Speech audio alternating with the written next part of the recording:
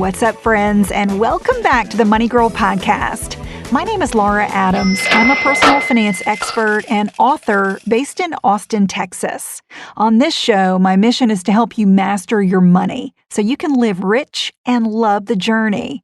That could mean bringing on a guest expert, doing a Q&A, I love those, or just diving deep into a specific topic that can improve your financial awareness, help you stay motivated to improve your financial health, and ultimately make the best money decisions possible.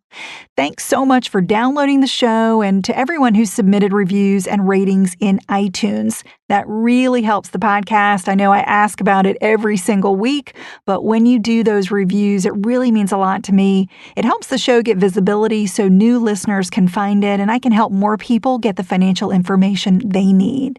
So if you're getting value from the show, please take a moment to give back and let me know. And you can do that by submitting a quick 5-star review in iTunes. Thanks so much. And if you missed last week's episode, I covered 8 ways to legally pay less tax. One of them was to contribute money to retirement accounts. I get really fired up talking about retirement accounts because they can truly be the gateway to financial security. And if you get serious about leveraging them, they can completely change the course of your life. That nest egg can be the difference between living in literally near poverty on just Social Security benefits or having an extremely comfortable, joyous lifestyle in the future. I think many people are intimidated about using retirement accounts because there are lots of different types of them, and each one comes with its own set of rules. I like unraveling the mystery of retirement accounts for you because knowledge truly is power. The more clarity you have about these accounts, the more likely you are to sign up for a retirement plan at work or to open an IRA on your own. And I fell into the trap of being intimidated by retirement accounts when I first started working. And I was really afraid to enroll in a plan because no one from the company or the investing company explained how they really worked. It was just assumed that everyone understood them. So in my first real job, that was in Atlanta, Georgia, at the Turner Entertainment Company, I was working in accounting. I was single, but dating my now husband, and I knew we would get engaged pretty soon and that I'd move from Atlanta down to Florida within a year or so, and I knew I'd be leaving the job. I really didn't understand that if I put money in my 401k, that I could take all of it with me when I left. And it was several jobs later until I finally realized that there's no downside to participating in a 401k at work, and I finally enrolled. But I wasted very precious time, and my retirement balance would be a lot bigger today if I had gotten started earlier. So I share this story with you because I don't want you to make the same silly mistake. Once you do participate in a workplace retirement plan, the goal is to slightly increase your savings each year. So I started out at 3%, went up to 4%, 6%, and finally maxed it out years later. That's what I recommend if you have access to a plan at work. And by the way, there are other plans besides a 401k. That's the most common one. But you've probably heard me talk about a 403b or a 457 plan. Those are very similar, but they're just offered by different employers, such as nonprofits. Or schools, churches, hospitals, for instance, may offer these different types of plans that go under a different name, but they all offer essentially the same benefits. A common question that comes up when you have a retirement plan at work is whether you can also have a retirement account like an IRA in addition to that workplace plan.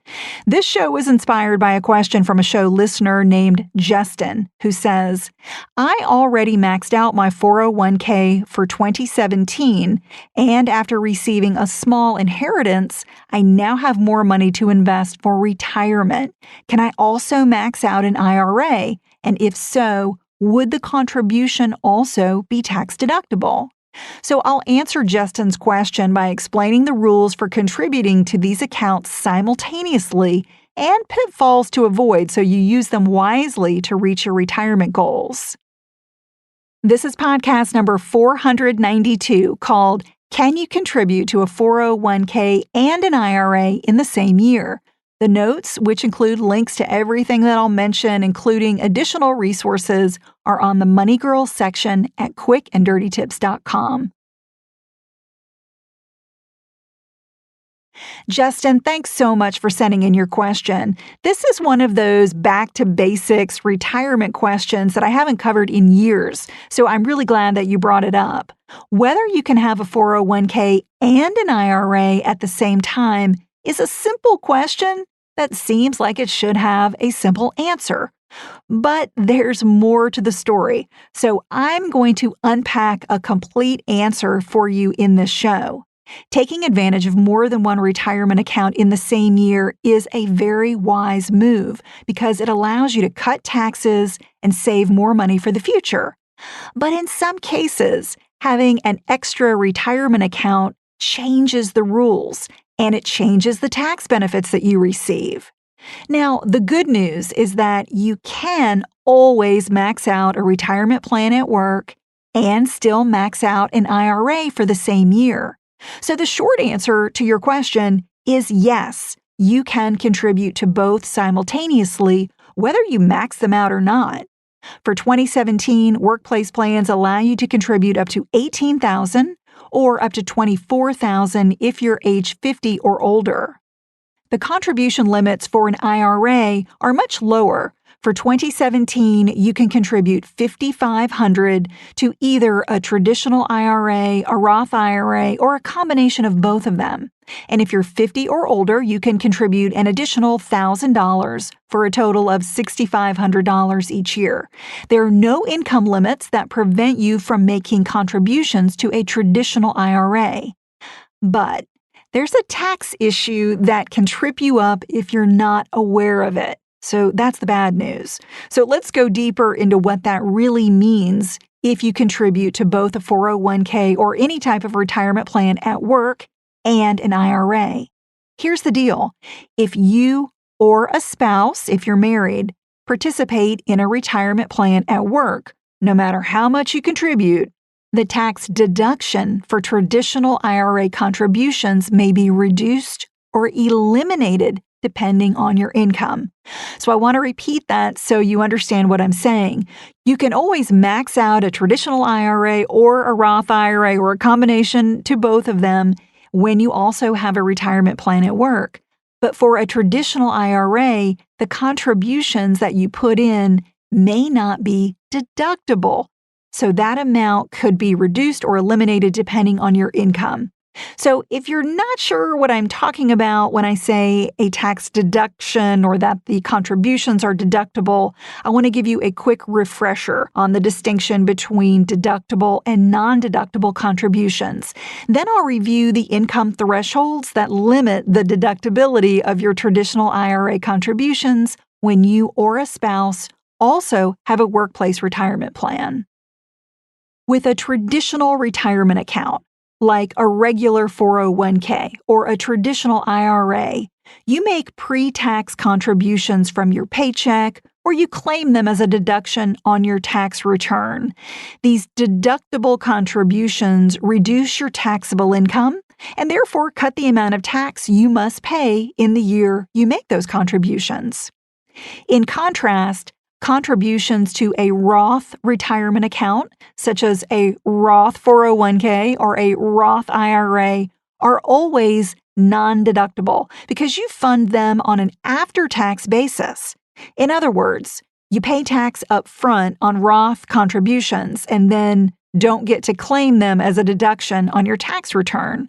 Because Roth IRA contributions are not deductible, there's never a conflict with having one in addition to a workplace account. They complement a retirement plan at work really well. Problem is, there's a catch with a Roth IRA for high earners. If you make over a certain amount of income, you're not allowed to make Roth IRA contributions that year. And I'll cover the income thresholds that lock you out of a Roth IRA in just a moment.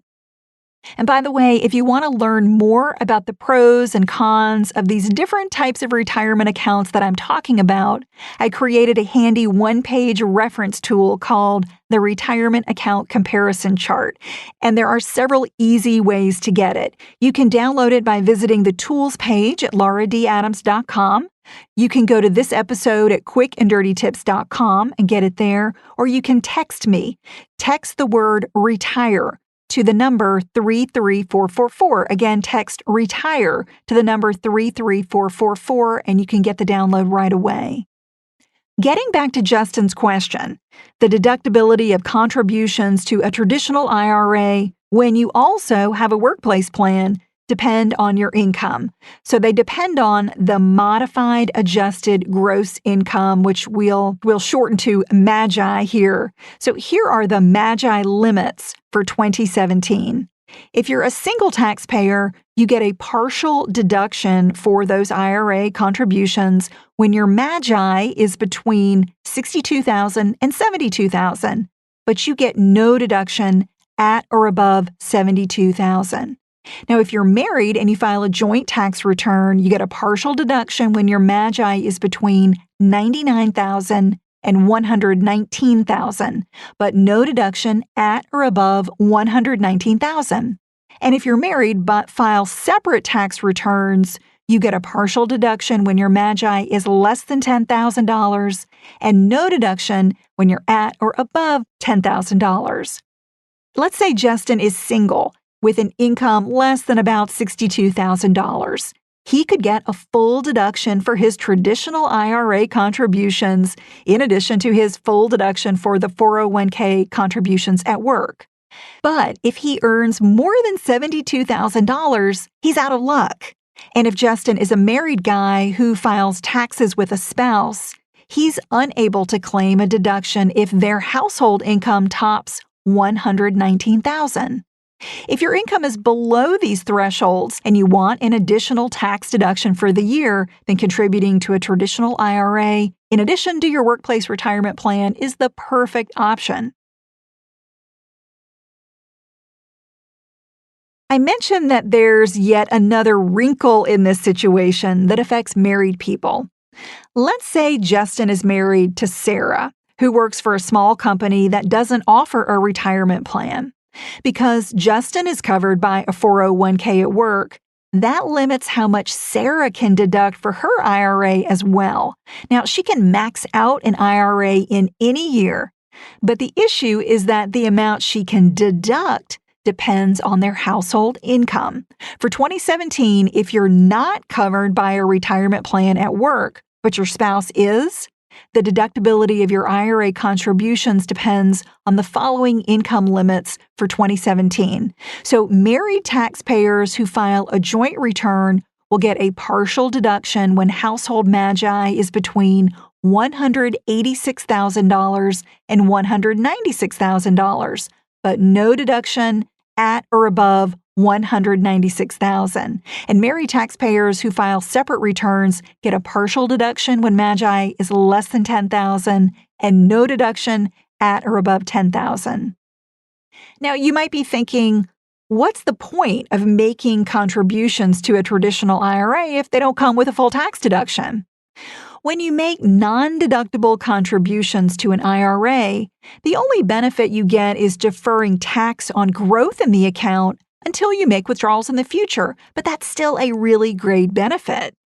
The downside to having a traditional IRA that contains both deductible and non-deductible contributions is that the record keeping gets a little tricky. So if you're not extremely organized or you don't have a tax accountant, I recommend opening up a separate traditional IRA that's just for your non-deductible contributions. Just keep them separate every way you can. Keeping different types of contributions separate helps prevent any confusion about which funds have already been taxed and which haven't. If you or your custodian don't keep it straight, you could end up paying tax on the same funds for a second time in retirement, and that happens a lot, unfortunately. So to help with your record keeping, you're required to file IRS Form 8606 when you make non-deductible contributions to a traditional IRA. So let's say Justin's income is too high to qualify for a deductible traditional IRA, and he doesn't like the idea of making a non-deductible contribution. He should consider a Roth IRA instead. But as I previously mentioned, your income determines whether you qualify for a Roth IRA. So now let me cover with you the income limits that prevent you from contributing to a Roth IRA for 2017. If you're single, you cannot contribute to a Roth IRA when your MAGI is at or above $133,000. Married taxpayers who file a joint return cannot contribute when their household MAGI is $196,000 or higher, and married taxpayers who file separate returns can't contribute when their MAGI is $10,000 or higher. If Justin's income is above these limits, his only retirement account option would be to max out a traditional IRA with a non-deductible contribution. However, if he has business income, he may qualify for a retirement account for the self-employed, like a SEP IRA that allows contributions up to $53,000 or 25% of earnings, whichever is less.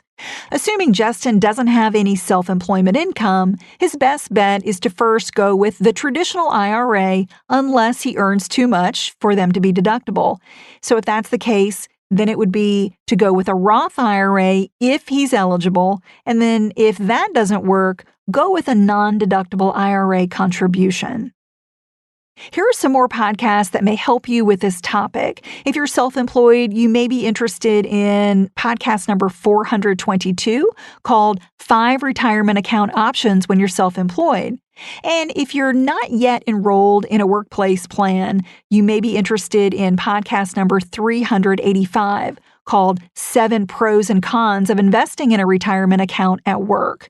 And if you're still unsure what to do, check out podcast number 441 called 401k or IRA. Which one should you invest in first? Justin, thanks again for sending in your question. This show is about you guys, the listeners, so let me know what questions and financial challenges you're facing. And I've also created a thriving community of thousands who are taking their financial game to the next level. It's my private Facebook group called Dominate Your Dollars. The group is a really great place to chat about simple questions or even a really big financial dilemma you may be facing. To request your invitation, visit Dominate Your Dollars on Facebook or send me a text message for immediate access. Just text dollars to the number 33444. I'll see you in the group. You can also reach me directly through my contact page at lauradadams.com. While you're there, check out the resources and tools that I recommend for just about every area of your financial life on my tools page. That's all for now. I'll talk to you next week, courtesy of Money Girl, your guide to a richer life.